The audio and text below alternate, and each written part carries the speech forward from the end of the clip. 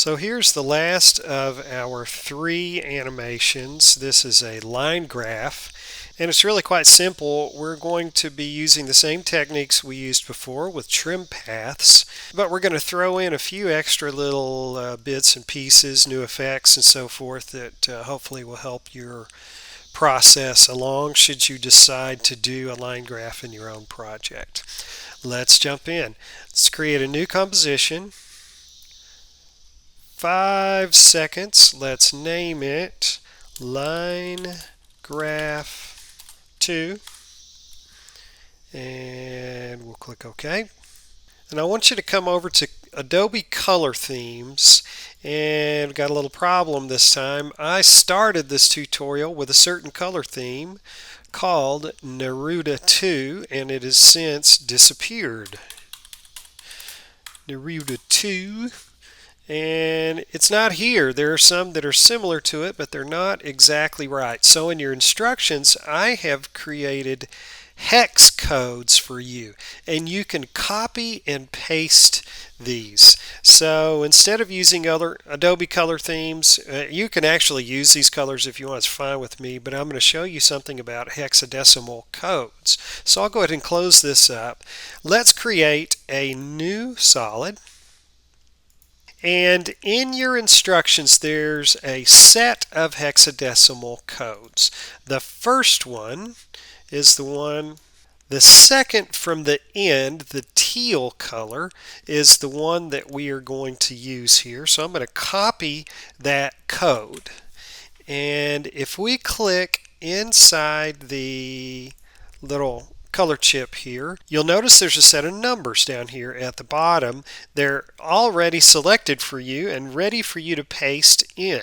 So if I hit Controller Command V, Victor, we will paste those colors in.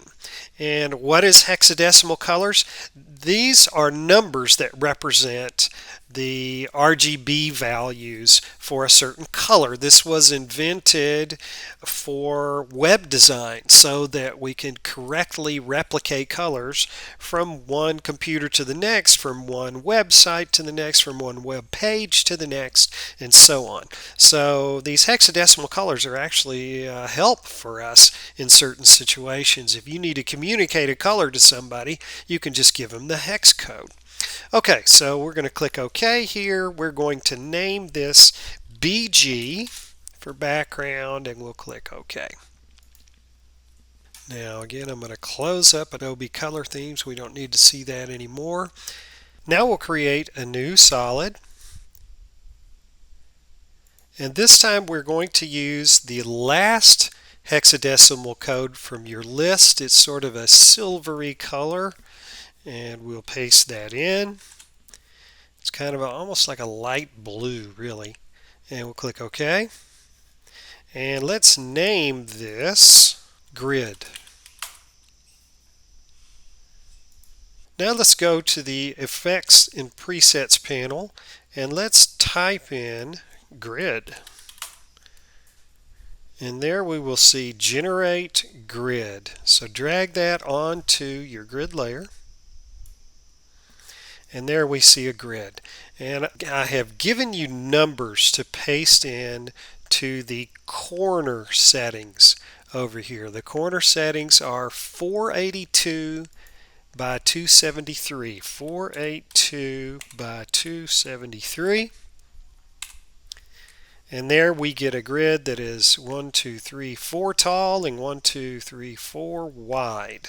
Okay, let's make a couple of changes over here. In the color, let's go ahead and click on the color chip. You still have your hexadecimal code in memory, you should have, so we should just be able to paste it in.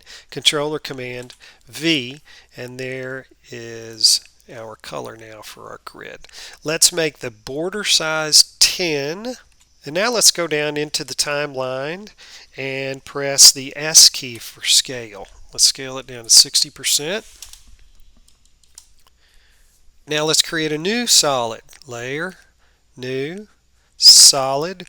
We'll name this Grid Background, Grid BG.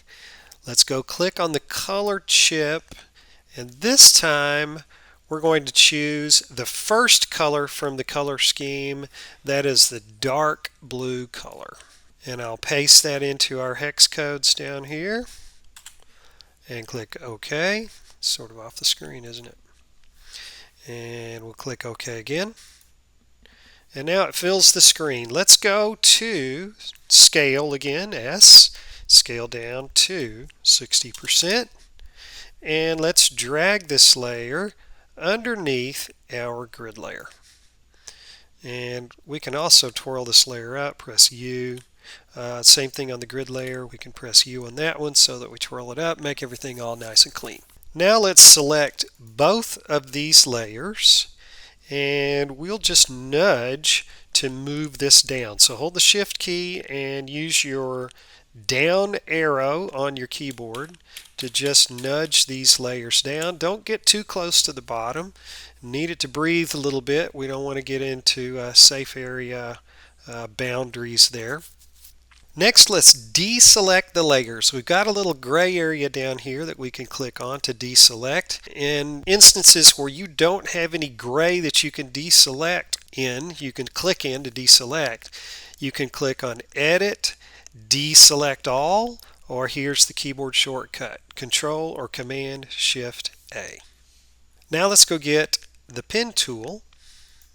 And for the pen tool, let's set the fill to no fill, which is the red slash. Let's set the stroke size to 16 and the stroke color is going to be the teal color from your color scheme. So you'll have to jump back up there and go get your hexadecimal code for this. Now we can start to build our line from left to right.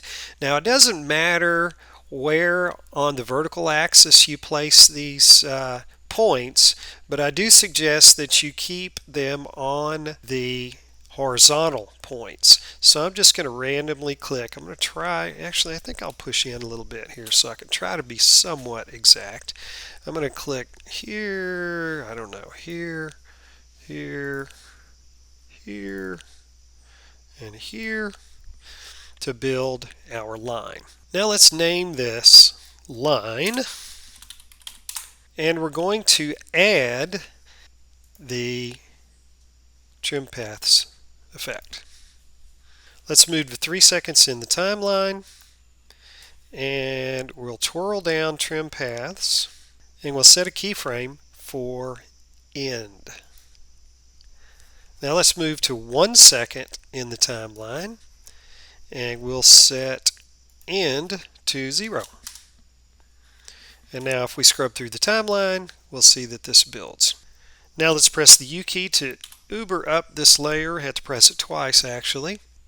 And we're going to create a new solid. Layer, new solid. We're going to name this one dots.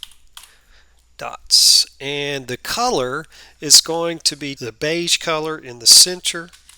And we'll click on the color chip and we'll paste that in. We'll press OK. And let's go ahead and hit OK to create our solid. We need to move our dots layer down below the line layer so we can see the line layer. So let's move to 3 seconds so we can see the whole line. Now I want you to roll the mouse in pretty close, maybe 200 or so we can get a good close view. Now I want you to go up and get the ellipse tool from the set of shapes tools, and with the dots layer chosen, this is important, with the dots layer chosen, using the shapes tool, we're going to create a mask. We're not going to create a shape layer. So I'm going to click and start dragging out, and I'm going to hold the Shift and Control button, Control or Command, and I'm going to make a dot that's a little bit bigger than the line. And you'll see now where the grid line is here. Go up and get your selection tool. And I want you to just click on any one of the 4 points that go around this ellipse, this circle. and just double click on one of those points. And now we can nudge this using the cursor keys. We're going to use the cursor keys, nudge this into position best we can here. We're trying to get this centered up. Okay, something like that, I'm thinking. Okay, now I'm going to roll the mouse out a little bit so that I'm going to try and see both the first and second points here. So what we've done when we drew out this shape with a layer selected is we created a mask. So now we need to duplicate that mask. Control or Command D. That creates another mask. So I want you to, if you still have the selection tool chosen, just double click again to select that mask. You should see it highlighted down here. And now instead of nudging it with the cursor keys, that would take forever, let's just drag it up here. And then we'll push in with the scroll wheel and we'll just nudge that sucker into place. Something like that. Okay? Now, we're just going to continue this process until we build up all of these. So we're going to duplicate mask 2. And I can't see it. There it is. Double click, drag it into place, zoom in, do your best to center it up. You don't have to be super exact with this. Duplicate again, and double click. And you know you've got it selected when you see a box around it, by the way. And I'll roll out, get that roughly positioned. Trying to hurry here for you guys. It's pretty close. It's not too bad. We'll just call that it. And we got one more to do. Duplicate. Double click. Drag it into position. Nudge as you need to. And that's it. Now we're going to twirl up this layer. And we're going to drag the dots above the line layer. Okay, so now we can see all of our dots, and if we were to preview this, the dots are not animating right now. So let's go over to Effects and Presets, and we're going to add an effect. Linear Wipe, L-I-N-E-A-R, there it is, Linear Wipe. Let's put that on the dots layer. We have a couple of changes to make here. We are going to set the transition completion to 100, and we're going to set the wipe angle to -90. -90. Now you're going to have to roll in pretty tight on this so you can see what's going on. And again, of course, I'm holding space bar so I can move around the screen with this. And let's move to 29 frames in the timeline. 29. If you can't hit it exactly, boy, I will miss big time. 29 is where we need to be. And we're going to set a keyframe for transition completion. And now we need to Uber this down. We're going to press U and see here transition completion. It's the only thing animating. I want you to right click on this keyframe and go to Keyframe Assistant. No, not this time. This time we're going to go to Toggle Hold Keyframe. Now what is a toggle hold keyframe? That is going to freeze your animation in place and it won't move again until you put another keyframe in. So let's see how this works. I want you to move now to 30 in the timeline. That's 1 second. And we're going to start backing down transition completion until we just see that dot appear. And if we were to zoom way in on the timeline, we would see these keyframes actually look different. This one is now square shape rather than a diamond or an hourglass. And the one at the beginning actually looks kind of like home plate. So I'll just back up a little bit on the timeline. And let's back out a little bit in our view in the comp window.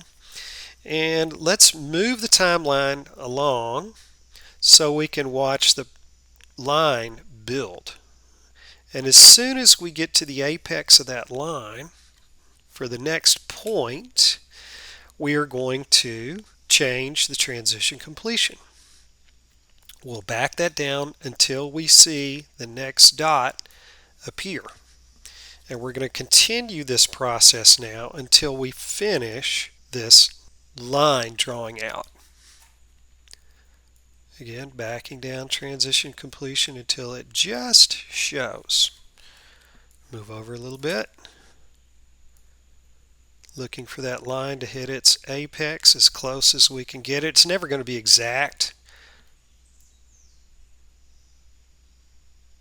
There we go. And the last one is just right there. And now we can just jump to 0. Doesn't matter.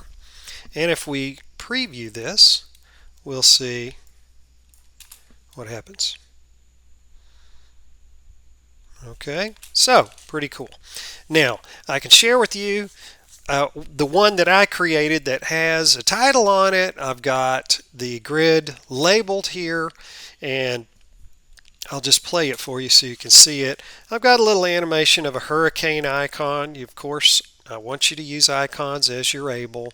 And notice the little dots kind of, I don't know, they sort of look like they have a little flash to them. What's really happening is they're just scaling a little bit. Let's see how to do that. We're going to go back to line graph 2, and we will go up to the point where our first dot reveals, and I want you to type M for mask.